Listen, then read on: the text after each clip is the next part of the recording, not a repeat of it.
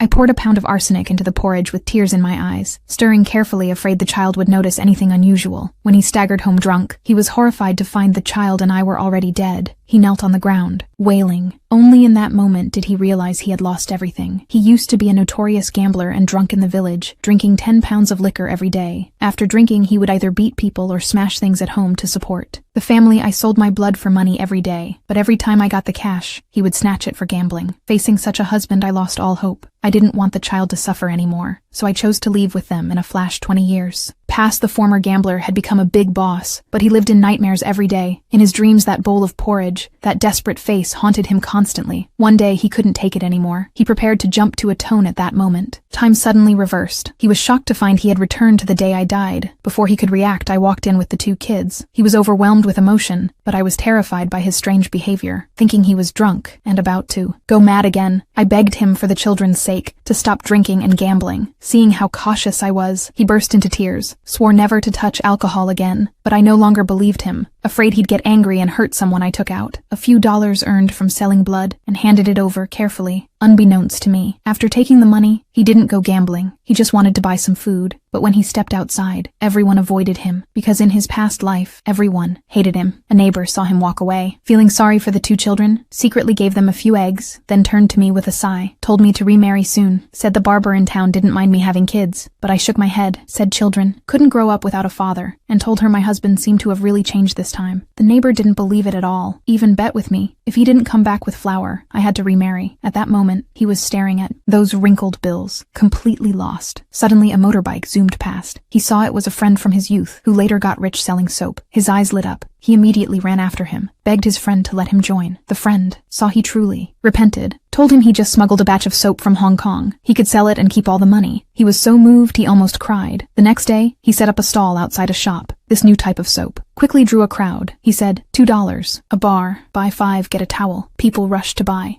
Soon the soap sold out. With that first bit of money, he found hope again. The friend then told him he also had a batch of VCDs, worth trying to sell. A memory flashed in his mind. He remembered the county's investment fair was tomorrow. Last time it was canceled because the VCD player broke. He vowed confidently he would sell out by tomorrow, but he didn't know 2 uninvited guests had entered our home. Because of his notorious past, the neighbor took it upon herself to set me up on a blind date. Though life had worn me down, I still refused to remarry. While the neighbor was persuading me, he walked in carrying flour. Seeing a strange man sitting at his table, he froze on the spot. The suitor was so scared he ran off, but the neighbor dragged him back.